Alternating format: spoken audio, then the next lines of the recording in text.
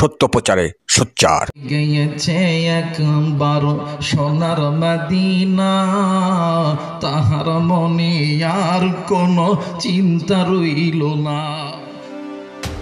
পাঁচ বিবিতে ওয়াজ মাহফিলে গিয়ে মসজিদের উন্নয়নে প্রায় লক্ষ টাকা দান করলেন মেয়র প্রার্থী শামীম হোসেন মণ্ডল।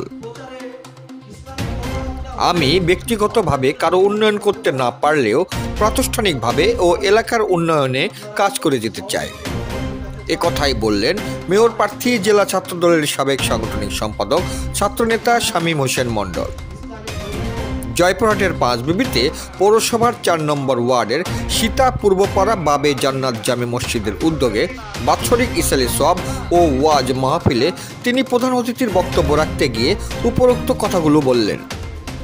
৭ ডিসেম্বর রবিবার দিবাগত রাতে তিনি মসজিদ প্রাঙ্গণে অনুষ্ঠিত ওয়াজ মাহফিলে যান এবং মসজিদের উন্নয়নকল্পে তিনি তার ব্যক্তিগত তহবিল থেকে নগদ ৭০,০০০ টাকা অর্থ সহায়তা প্রদান করেন।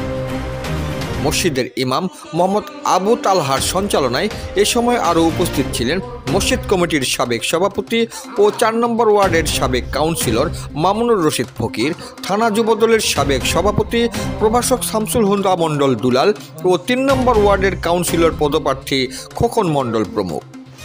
মাহফিলে সভাপতিত্ব করেন ছোট মানিক বাইতুল নূর জামে মসজিদ কমিটির সভাপতি আলহাজ হজরত মাওলানা মোহাম্মদ নিয়ামুল বাড়ি।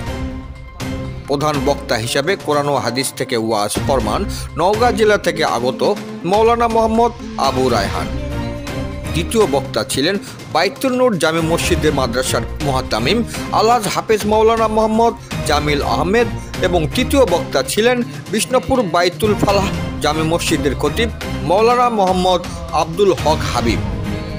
বিকেল থেকে গভীর রাত পর্যন্ত এ মাহফিলে যোগদান করে দুজাহানের অশেষ সওয়াব হাসিল করেন এলাকার শত শত ধর্মপ্রাণ মুসল্লিগণ।